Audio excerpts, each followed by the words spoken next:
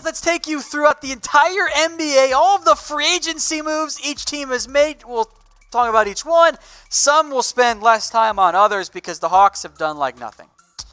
Yeah, I was trying to think. I was like, wait, they've done something, Nope. right? No.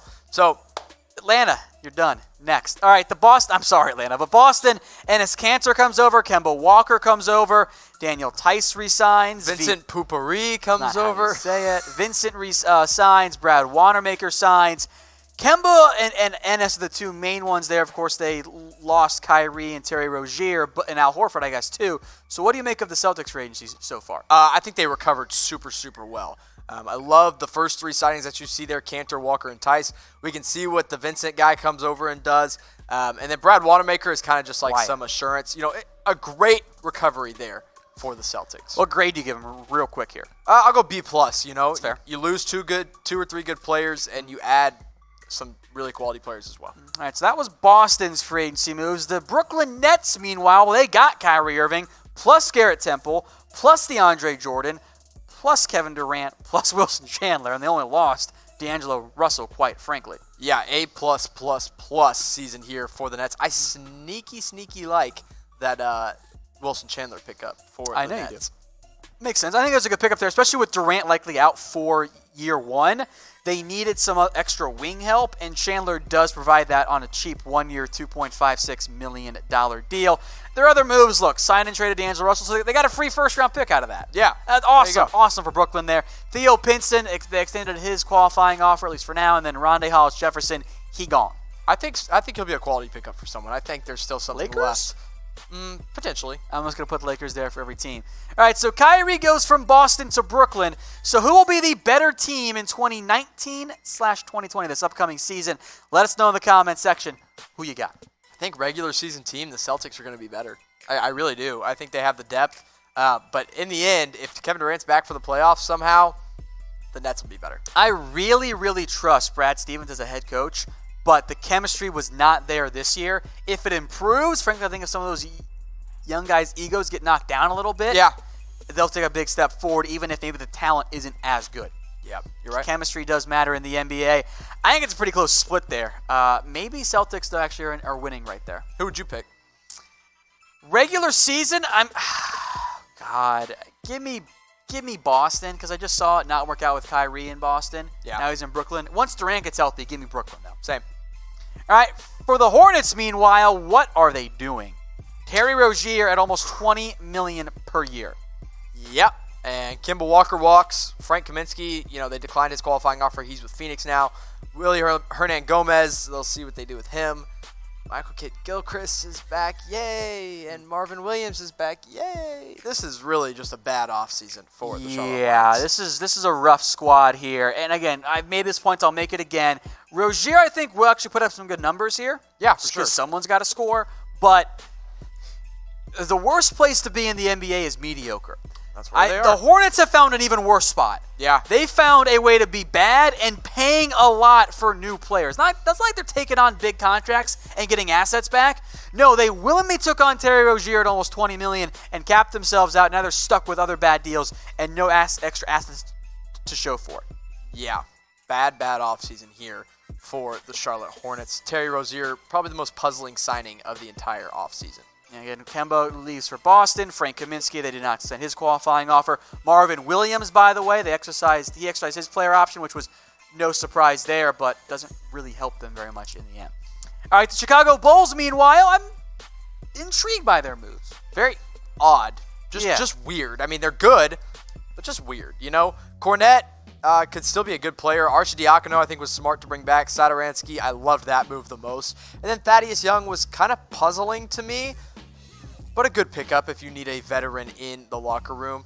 Bulls are having a decent offseason, but the next team, not so much. The Cleveland Cavaliers, nothing. J.R. Smith, they moved his guarantee date, and David Nwaba, they didn't extend a qualifying offer. Maybe he ends up back in L.A. or something. I don't know. It was all about the NBA draft for the Cavs this year. They ain't got no money. Nope, nada. Plain and simple there. All right, the Dallas Mavericks. J.J. Barea, Seth Curry was the notable one, and we'll get to Boban later here, but Curry comes in as the other big move that wasn't a re-signing.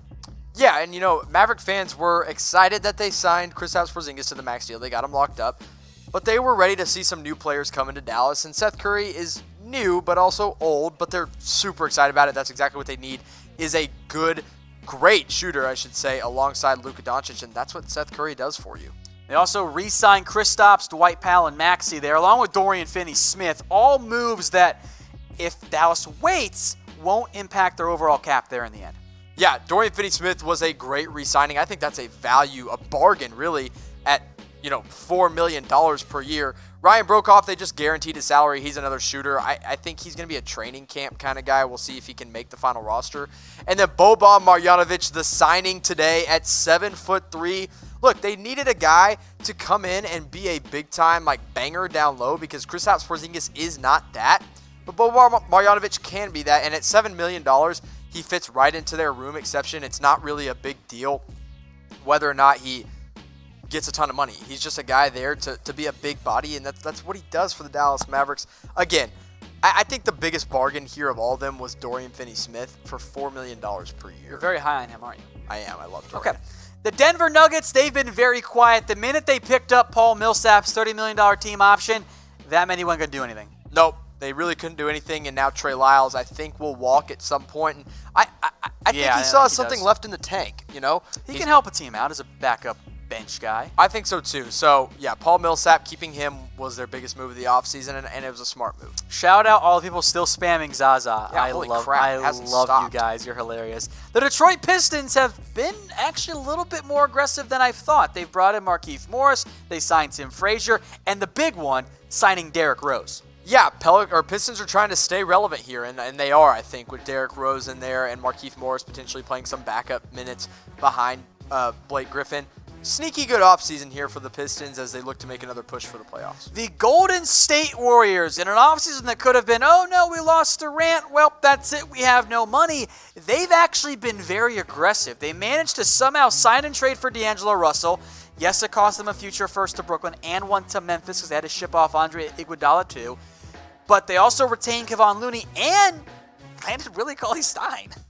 Yeah, very random moves here that nobody really saw coming for the Warriors, but it's the Warriors, so I kind of think we should have expected them to recover the way they did. Maybe not with D'Angelo Russell, maybe not with another All-Star, but hey, they got him. Of course, they locked up Klay Thompson as well, which is a huge win. I frankly think they got Kevon Looney on a bargain deal, and Willie Cauley-Stein, we'll see exactly what his money is, but it's probably going to be the minimum, and I thought he was going to get at least $5 million per year, and we'll see if Glenn Robinson can contribute anything at all. All right, meanwhile, again, the Warriors, they picked up Glenn Robinson. You're right there. Livingston, his guaranteed date's coming up. I kind of think he's going to retire, though, in the end. I think he will, too. I think he will. I think that's going to be the likely outcome here there for Golden State, but I consider them, frankly, winners here. Yeah, I agree. I agree with you. All right, folks, question for you guys. Are you a dog or a cat person? Very important question.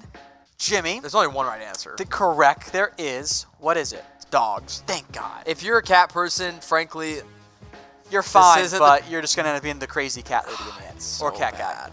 That's so bad. Dogs winning in a landslide. As they should. Hey, tell us what kind of dog you have. Do you have a dog? Yes, I do. But you don't know what it is, do you? Well, see, they told me it was a golden doodle because my mother-in-law is allergic. Oh, I've seen one cat. But he's not really a golden doodle. He's very special. He's terrified of everything. Okay. And he's not a golden doodle. They told us he was mostly gold.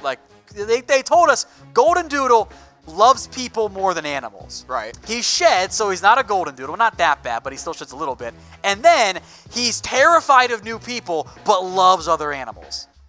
Interesting. Yeah. So I am convinced they mixed them up with their notes were for the other dog, a different dog. Interesting. But he's the bestest boy ever. So. Well, You have one? I have two. I've got a German Shepherd, and then Nice. I've got a Pomeranian. Okay. So two very opposite dogs there, opposite ends of the spectrum. All right, Houston Rockets. They're gonna roll it back one more year here. It seems like. Yeah. Pretty disappointing offseason. Obviously, they wanted to get Jimmy Butler. They're not getting him. So what do they end up with? Austin Rivers is back, and Daniel House is back, and Gerald Green is back. Woo! So. Yeah, it's kind of a whatever offseason for the Houston Rockets. They're going to run it back with the same playoff team that they had last year. Obviously, they were a top 4 seed. They'll look to get back with the same you know, I guess they did add Deontay Davis for whatever reason. It's kind of like Nene's gone. Well, they claimed him off waivers, and he's not guaranteed, so they might as well try it, I guess. Yeah, I guess that's true. Gerald Green also back on a one-year deal. I think that's going to be for the vet minimum. The exact monetary details have not come out yet. The Pacers, meanwhile, I like what they're doing. All right, they brought back Edmund Sumner. They signed T.J. McConnell. They added Malcolm Brogdon. All the guards are now in Indiana after Darren Collison surprisingly retired. Yeah, this was absolutely a winning offseason here for the Indiana Pacers. Loved Brogdon, loved Lamb off the bench. I think T.J. McConnell is a good value signing here. And really the only guy they lost is Darren Collison. I guess they traded away somebody. Well, Who did they trade away? They lost Bojan Bogdanovic. Oh, yeah, they did lose Bojan Bogdanovic, who was an important piece, but they also added T.J. Warren. And I think they recovered really nicely. Good summer here for the Pacers. Yeah, I agree there. All right, the Clippers, meanwhile, were still playing the waiting game. So far, they've brought back Patrick Beverley and Rodney McGruder. I really thought they were going to lose Patrick Beverley, and they didn't. I think Zubats will be back if they can't bring in Kawhi Leonard. Yeah, I think that's the most likely outcome there for the Clippers. But they're still playing the waiting game for Kawhi, which in the end, I'm not sure if it's going to pay out for him, frankly. I don't think so either. All right, the Lakers, they're also playing the waiting game around Kawhi. Jared Dudley, Troy Daniels, one-year vet mins for both. Dudley gets more because he's older. Yeah, I mean, there's really nothing special here for the Los Angeles Lakers. Troy Daniels is a good shooter, so you got that going for you. And Jared Dudley can lock up Ben Simmons in the NBA playoffs, I guess. So when they meet in the finals, that's what he'll do. Fair enough there. All right, folks, type S if you guys are already subscribed. About 3,000 of you guys watching right now. So type S if you're already subscribed to us here on YouTube, on Chat Sports. Update the numbers here, Jimmy, if you want to give some shout-outs as they roll in. Yeah, let's do that real quick. Well, also, let me update you. We have 475 likes, so keep on liking the video. Keep getting that up. Truz says he's subscribed, or Truz. Munyon Mumpkin, Adrian, TJ Beast, AG, Blade, Shrek's in the chat. Shout out to Shrek, Sir Vanilla, Chris Sports Talk, Spacey Vix, Tut, and Bobby all say they are subscribed. I'm also typing in my S for subscribe. So, hey, Jimmy Crowther says he's subscribed too. Wow, big if true. All right, folks, type S again. Get us to, we're approaching 125. We're just over 200 away from 124, though. So keep tapping S there. And if you are subscribed, that's how you get shout-outs. Yeah. Steven, if you want to know how to subscribe, just hit the big subscribe button. It's while huge. You're watching. Big red button. Big red button. Down there. Just hit it. Also, keep liking the video. Yeah. Keep liking the video. We're at 500. I'm trying to get to 1,000. I want 1,000 likes on this video. All right, the Grizzlies, meanwhile, they retained Jonas Valanciunas. They've made a bunch of trades as well that aren't technically free agency, but they've been wheeling and dealing as well. What do you make of Memphis's free agency period? So I'll allow you to include the trades there. I like it. You know, it's kind of just like, hey, let's just kind of build around John Morant here. Let's just let Jaren Jackson Jr. be the guy, too. And I will say I love Jonas Valanciunas re-signing. I mean, that was a bargain deal, if you ask me. 3 years, $45 million. He opted out at more than that. So, got some good money there from Valanciunas. Pretty good offseason here for the Grizzlies if you include the NBA draft as well. Also, shout out Kowalski for the super chat that just says cheers. Cheers to you, my friend. All right, the Miami Heat, big-time winners because they got Jimmy Butler. And because they got rid of Hassan Whiteside. Somehow. So, good summer here for the Miami Heat. They also added Myers Leonard via trade, so that was pretty good. And I guess Tyler Hero is going to turn out pretty well for him. And they have Goran Dragic, and we'll see if he ends up staying there in Miami for next season. The Milwaukee Bucks, meanwhile, have been pretty active. Great Wesley Matthews, Robin Lopez, Brooke Lopez also back, Chris Middleton. They also actually re-upped George Hill, too. Yeah, great offseason for the Milwaukee Bucks despite losing Malcolm Brogdon. You had to lose at least somebody. So you lost one, and then you added a good veteran in Wesley Matthews, a solid veteran in Robin Lopez who can back up his brother, Brooke Lopez. It'll be fun in Milwaukee again. I do think they return as a 2 seed. I think they get all the way to the NBA playoffs. That is my team to win it all right now. I think Giannis Antetokounmpo will come back, trying to hold on to his MVP trophy. They did lose Nikola Mirotic. He went overseas. The first surprise of the offseason. That was a stunner. George Hill, though, back on a 3-year, $29 million deal. Look, the Bucks were in a tight spot money-wise. I think that they did a pretty good job, though, in the end. I'll call it a really good job. Okay. Because I loved the Wesley Matthews pickup, and I loved Robin Lopez as a backup. So I think but despite losing Malcolm Brogdon, I'd give it like a B in Milwaukee. I know that's not really good, but it is good. All right, folks. So which team leads the NBA in wins next year? The Bucks did it this year. Who you got? You going back with Milwaukee? The Charlotte Hornets. Stop it. I think it'll be the Milwaukee Bucks. I do. I think, man, this might be crazy. I think Denver has a good chance to do it as well. They almost caught up there as a 2 seed in the Western Conference. Again, I will go maybe a dark horse here because the Bucks did win 60. What if it's Denver or Utah? They both won 50 last year, and the Western Conference top teams like the Warriors and the Lakers are going to be dealing with some load management type issues there. Yeah. No, I don't think you're crazy at all. I think Denver's potentially – I'm not going to go with the Jazz, though. I think they have too many moving parts, and they're going to have to take time to gel. Okay, that's fine. The Minnesota Timberwolves, they added Noah Vonleh. They picked up Jordan Bell. Maybe. Well, 1-year deal, I'm pretty sure that means Golden State's not matching because RFAs have to be longer than that. At least that's my interpretation of the CBA. But either way, let's assume that Bell is there. This is not the D'Angelo Russell pipe dream that the Timberwolves thought they were going to get. It's a very blah season or off season here. But they had no money, so I do like Vonleh though. I think that's going to be. I think it is a discount signing there, and had a good year in New York actually. So yeah, it's great. Whatever. All right, the New Orleans Pelicans. They went surprising with J.J. Redick in 2 years, just over 13 per year. Super surprising offseason. A good offseason.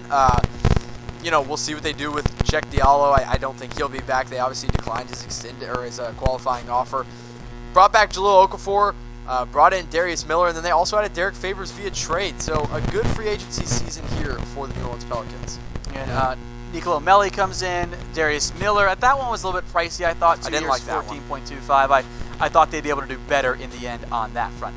All right, the New York Knicks.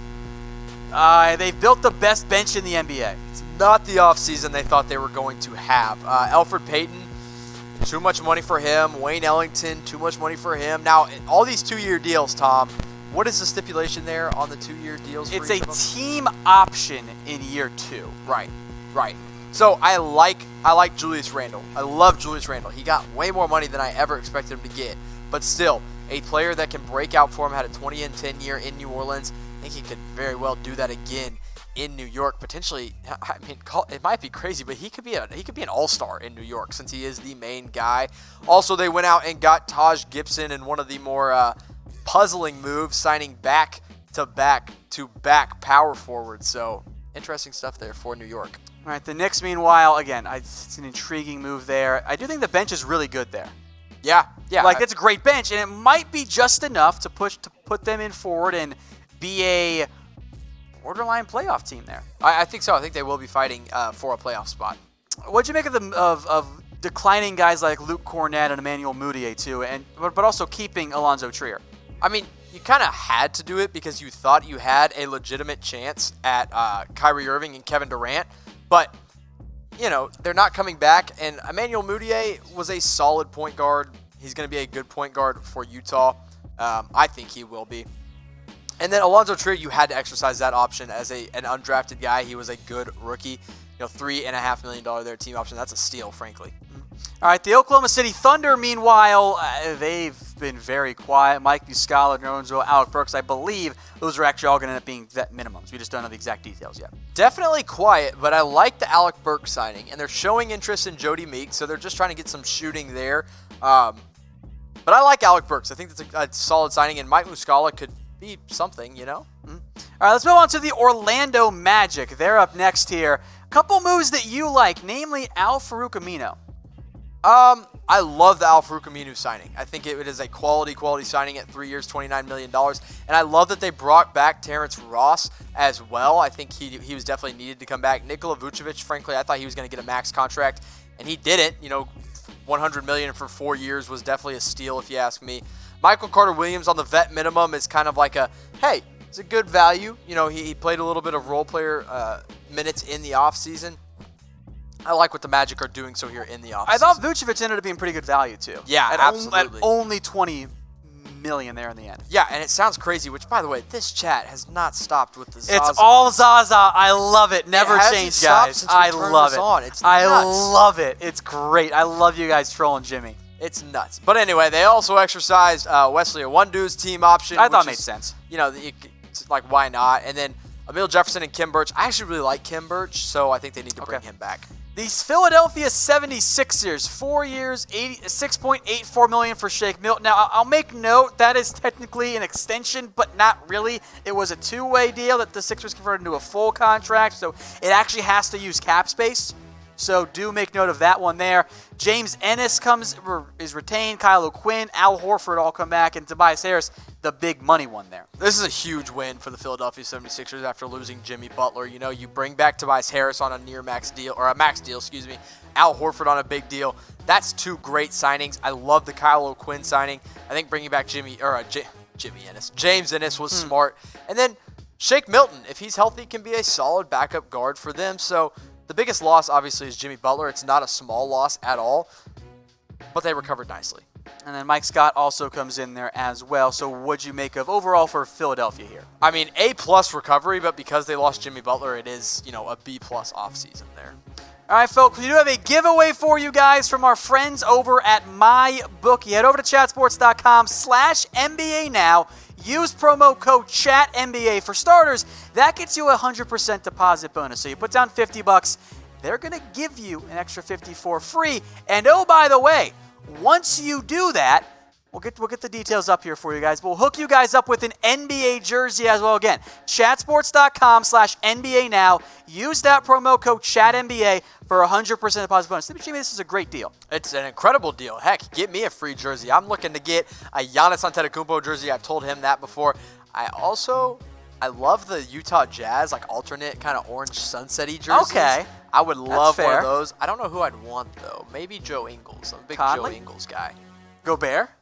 Nah, not That's a big fine. Gobert guy. Joe Ingles. All right, folks, again, head over to chatsports.com/NBA now. Use promo code CHATNBA after you sign up and deposit and place your first bet. Email promo@chatsports.com. That is promo@chatsports.com. Once it's all verified, everything there, we'll get you guys hooked up with an NBA jersey. You know what? Maybe you want a Ricky Rubio Suns jersey. He just signed with Phoenix there. They also, by the way, extended the qualifying offer to Kelly Oubre.